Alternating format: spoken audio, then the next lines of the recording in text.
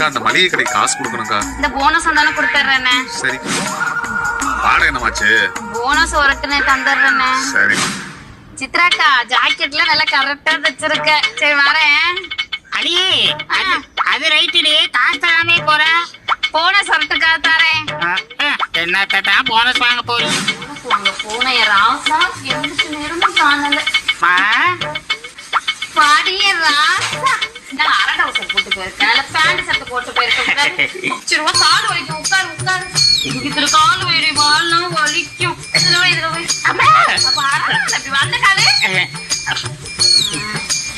ஏன் கேக்குற?